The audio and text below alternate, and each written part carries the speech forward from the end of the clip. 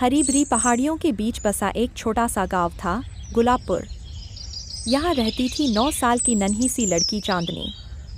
चांदनी के चेहरे पर हमेशा मुस्कान रहती और उसकी आंखों में जिज्ञासा की चमक। माँ, आज मैं जंगल के उस पार वाले रास्ते पर जाऊंगी।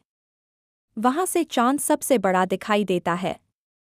बेटा, वहां मत जाना। वहां के बारे में अजीब कहानियां हैं। लेकिन चांदनी के दिल में जिज्ञासा और बढ़ गई। अगली सुबह एक छोटी सी टोकरी में खाना और पानी लेकर चांदनी जंगल की ओर निकल पड़ी। पेड़ों से छनकर आती धूप, पंछियों की चहचहाहट और तितलियों का झुंड सब मिलकर जैसे उसे स्वागत कर रहे थे। चलते चलते उसने देखा, एक पगडंडी सुनहरी चमक रही थी। वाह, ये तो जैसे किसी परी की राह हो। वो उस राह पर आगे बढ़ी और अचानक एक बड़ा सा नीला फूल उसकी नज़र में आया। वो फूल हवा में हल्का सा हिल रहा था, जैसे उसे बुला रहा हो। जैसे ही चांदनी ने फूल को छुआ, एक हल्की सी घंटी बजी और फूल से एक नन्ही परी बाहर आई। परी की पोशाक इंद्रधनुषी थी और उसके पंख चमक रहे थे। धन्यवाद, प्यारी बच्ची। तुमने मुझे जगा दिया। तुम बोल रही हो? तुम कौन हो? मैं गुलिका हूँ, जादुई फूल की रक्षक।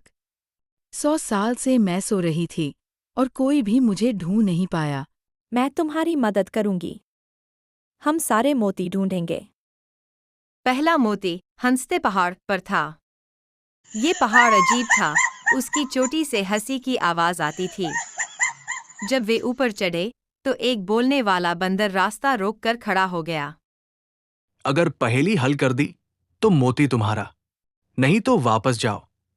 ऐसा कौन सा फल है जो खाने में मीठा लेकिन नाम में खट्टा है? नींबू? नहीं। ओह, संतरा। बंदर हंस पड़ा और उन्हें पहला मोती दे दिया। दूसरा मोती गूंज की गुफा में था। अंदर अंधेरा था और हर आवाज 10 बार गूंज रही थी। अचानक गुफा की दीवार पर जुगनू जैसी रोशनी से तीर का निशान बना। गुलिका ने फुसफुसाकर कहा। इन रोशनी के तीरों का पीछा करो। वे चलते चलते गुफा के केंद्र में पहुंचे, जहां एक चमकीला पत्थर मोती को ढके हुए था।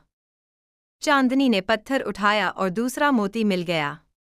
तीसरा मोती सबसे कठिन था। इंद्रधनुषी झरने के नीचे एक विशाल कछुआ पहरा दे रहा था।